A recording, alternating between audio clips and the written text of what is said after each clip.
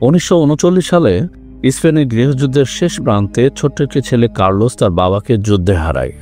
তার বাবার মৃত্যুর পর তার গৃহশিক্ষক তাকে একটি অনাথ আশ্রমে রেখে চলে যান। জায়গাটি শহর থেকে অনেক দূরে, এক নির্জন স্থানে। আশ্রমটিতে থাকার পাশাপাশি সেখানে শিক্ষার ব্যবস্থা আছে, যাতে ছোট্ট ছেলেরা যুদ্ধের ভয়াবহ স্মৃতি ভুলে একটি স্বাভাবিক জীবনের স্বপ্ন দেখতে পারে। সেখানে ইতিমধ্যে অনেক অনাথ শিশু বাস করছিল। তাদের দেখাশোনা করতেন কয়েকজন প্রাপ্তবয়স্ক। কারমেন, আশ্রমের প্রধান। জীবনের ক্লান্তি তার মুখে স্পষ্ট। এক পায়ে কৃত্রিম অঙ্গ, তবু শক্ত হাতে আশ্রম চালিয়ে নিচ্ছেন তিনি। ডক্টর কাসারেস, জ্ঞানী ও কোমল হৃদয়ের এক চিকিৎসক। তিনি শিশুদের শিক্ষক, অভিভাবক এবং বন্ধুর মতো। আলমা, এক নিঃস্বার্থ শিক্ষিকা, যিনি আশ্রমের শিশুদের পড়াশোনা ও মানসিক যত্নে নিবেদিত। হাসিন্তো, একজন কর্মচারী, রুক্ষ স্বভাবের হলেও আশ্রমের দৈনন্দিন কাজগুলো তিনি সামলান। কঞ্চিতা, হাসিন্তোর বাগদত্তা, আশ্রমে কাজ করেন এবং শিশুদের সঙ্গে মায়া ভরা সম্পর্ক গড়ে তুলেছেন। কারমেনের মনে এক দুশ্চিন্তা ঘুরপাক খাচ্ছিল। নতুন আরেকটি শিশুর যত্ন নেওয়া মানেই আরও খরচ, অথচ আশ্রমের আর্থিক অবস্থা খুবই নাজুক। তিনি ডক্টর কাসারেসকে জানান, ভবনের ভেতর লুকানো আছে কিছু সোনার বার, কিন্তু যুদ্ধের এই অস্থির সময়ে সেই সোনা বিক্রি করা বা ব্যবহার করা অসম্ভব। তার কাছে এই সোনা এখন বোঝা হয়ে দাঁড়িয়েছে, না ফেলতে পারছে না ছুঁতে পারছে। তাই কারমেনের মনে ভয়, যদি কেউ সেই গুপ্তধনের কথা জানতে পারে, বাইরের কারো কাছে এর খবর ফাঁস হলে আশ্রমের শান্ত জীবন মুহূর্তে ভেঙে পড়বে। আশ্রমের উঠোনের মাঝখানে মাটির গভীরে অর্ধেক গেঁথে আছে বিশালাকার একটি বোমা। অনেক মাস আগে যুদ্ধ বিমানের ফেলে যাওয়া এই বোমাটি বিস্ফোরণের আগে নিষ্ক্রিয় করা হয়েছিল, কিন্তু সেটিকে আর তোলা সম্ভব হয়নি। তাই এটি এখন আশ্রমের নীরব আতঙ্ক হয়ে পড়ে আছে। কার্লোস ধীরে ধীরে মিশে যায় তার সমবয়সী দুই বন্ধুর সঙ্গে, গালভেজ আর আউল। তারা একসাথে গল্প করে, খেলাধুলা করে আর পুরনো কমিক বই পড়ে সময় কাটায়। প্রথম রাতে এক অঘটন ঘটে।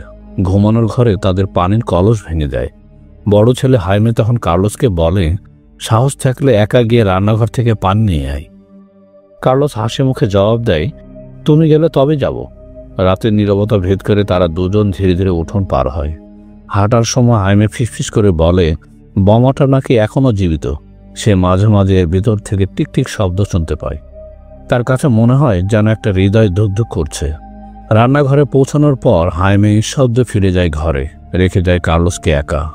হঠাৎ অন্ধকার ঘর জুড়ে ভেসে আসে এক ঠান্ডা অচেনা কণ্ঠস্বর, তোমাদের মধ্যে অনেকেই মরবে। ভয়ে কার্লোসের শরীর কাঁপতে থাকে। সে ছুটে বেরিয়ে আসে বাইরে, কিন্তু দরজার কাছে পৌঁছাতেই তাকে শক্তভাবে থামিয়ে দেয় হাসিন্তো। পরের দিন সকালে নাস্তার সময় ডক্টর কাসারেস কার্লোসকে প্রশ্ন করেন, গতরাতে তুমি একা বাইরে গিয়েছিলে না কারো সঙ্গে? কার্লোস চুপ করে থাকে, কারো নাম বলে না, বরং সব দোষ নিজের কাঁধে নিয়ে নেয়। পরে দুপুরে হাইমে তাকে ডেকে নেয় চ্যাপেলের পিছনে, যেখানে একটা পুরনো বড় পানির ট্যাঙ্ক আছে। কয়েকজন ছেলে দাঁড়িয়ে দেখে।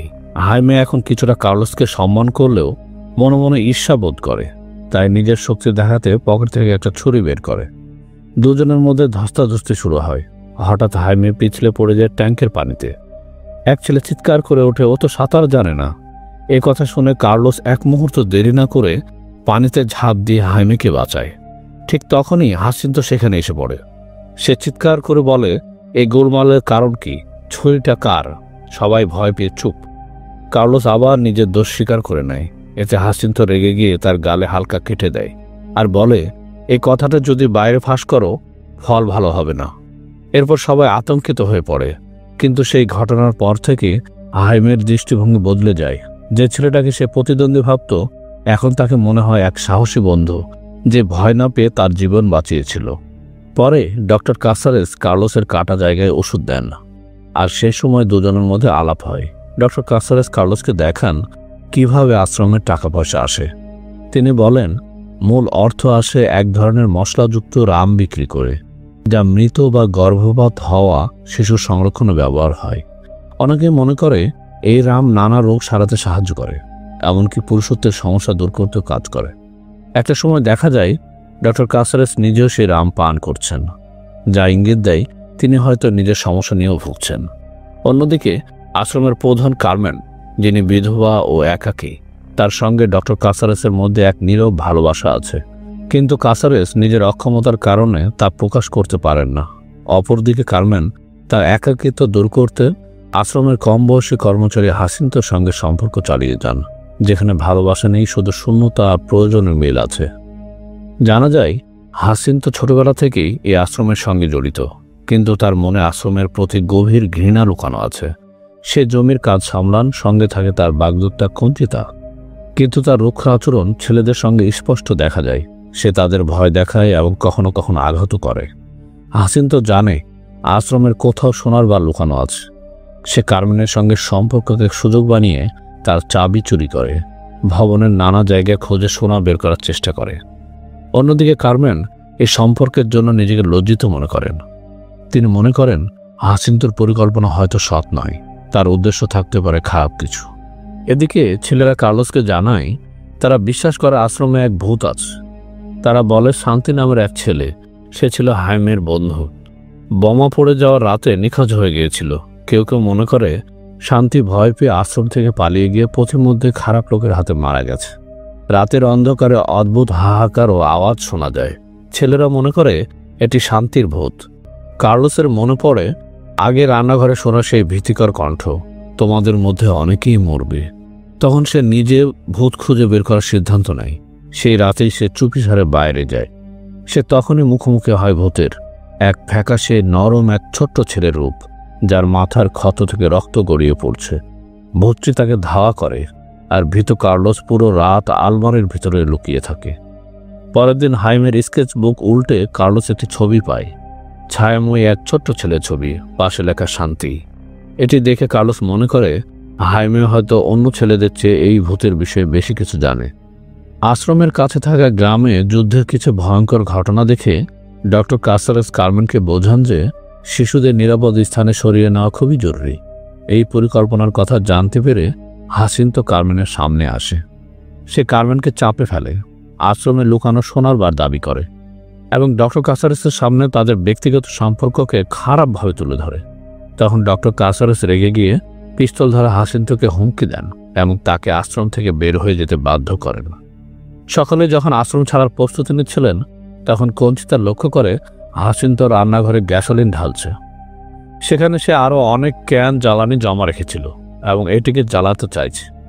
ভয়ে কঞ্চিতা বন্দুক দেখিয়ে তাকে থামানোর চেষ্টা করে, কিন্তু হাসিন্ত উপহাস করলে কঞ্চিতা তার হাতের দিকে গুলি চালায়। রেগে গিয়ে হাসিন্ত জ্বলন্ত সিগারেট মেঝেতে ফেলে দেয়, ফলে ভয়ঙ্কর আগুন ছড়িয়ে পড়ে এবং সে আশ্রম থেকে পালিয়ে যায়। কঞ্চিতা দ্রুত কার্মেন এবং ডক্টর কাসারেসকে সতর্ক করে। তারা শিশুদের অনেক ক্যান গ্যাসোলিন বিস্ফোরণের আগে আশ্রম থেকে বের করেন। কার্মেন এবং সহশিক্ষক আলমা আগুন নেভানোর চেষ্টা করেন, কিন্তু তারা ব্যর্থ হন। আগুনে আলমা মারা যান আর অনেক শিশু নিহত হয়, যেভাবে ভূত পূর্বে সতর্ক করেছিল। আঘাতপ্রাপ্ত ডক্টর কাসারেস ধ্বংসস্তূপের মধ্যে কার্মেনকে খুঁজে পায়। কার্মেন মারাত্মকভাবে আহত হয়েছে। কান্না ভেজা চোখে তিনি তার পাশে থেকে যান যতক্ষণ না কার্মেন মারা যায়। কার্লোস, হাইমে, গালভেজ, আউল ডক্টর কাসারেসের সঙ্গে আগুনে ঝলসে যাওয়া আশ্রমে থেকে যান। ডক্টর কাসারেস তাদের প্রতিশ্রুতি দেন যে কখনো তাদের ছেড়ে যাবেন না এবং সামনে জানালার পাশে একটি চেয়ার স্থাপন করে শটগান নিয়ে বসে থাকেন, হাসিন্তর ফিরে আসার অপেক্ষায়। পরের রাতে হাইমে কার্লোসকে সব খুলে বলে শান্তির নিখোঁজ হওয়ার ঘটনা। হাইমে ও শান্তির জলাধারের কাছে শামুক সংগ্রহ করছিল। তখন তারা হঠাৎ দেখে হাসিন্ত লুকায়িত সোনার সেফ খুলতে চেষ্টা করছে। হাইমে দ্রুত লুকিয়ে যায়, কিন্তু হাসিন্ত শান্তিকে ধরে ফেলে এবং তাকে ভয় দেখায় যে সে যা দেখেছে তা কেউ যেন না জানে। কিন্তু শান্তি সবাইকে বলে দিতে চায়। রেগে গিয়ে হাসিন্ত শান্তিকে পাথরের দেয়ালে ধাক্কা মারে, ফলে শান্তির মাথায় গুরুতর আঘাত লাগে এবং সে মাটিতে লুটিয়ে পড়ে। ভয়ে হাসিন্ত দড়ি দিয়ে পাথর বেঁধে শান্তিকে জলে ডুবিয়ে দেয়। পরবর্তীতে হাইমে নিরাপদ মনে করে যখন বাইরে আসে, তখন দৌড়ে উঠোনে আসে। ঠিক সেই মুহূর্তে বোমা তার কাছেই পড়ে। হাইমে কার্লোসকে বলে সে আর হাসিন্তকে ভয় পায় না। যদি সে ফিরে আসে, কাঁধে দায় নিয়ে লড়বে। বিস্ফোরণ থেকে বেঁচে যাওয়া কঞ্চিতার সাহায্য চাইতে নিকটস্থ শহরের দিকে হেঁটে যাচ্ছিল। পথে দেখতে পাই হাসিন্ত তার দুই সহযোগী গাড়ি নিয়ে আশ্রমের দিকে ফিরে যাচ্ছে সোনার সন্ধানে। হাসিন্ত কঞ্চিতাকে ছুরি দেখে তার কাছে ক্ষমা চাইতে বলে। ভয় থাকা সত্ত্বেও কঞ্চিতা তাকে তিরস্কার করে। তখন হাসিন্ত রেগে গিয়ে ছুরি দিয়ে তাকে আঘাত করে এতে কঞ্চিতা মারা যান। কার্লোস আবারও শান্তির ভূতের মুখোমুখি হয় এবং শান্তির মৃত্যুর কাহিনী শুনে সে আর ভয় পায় না।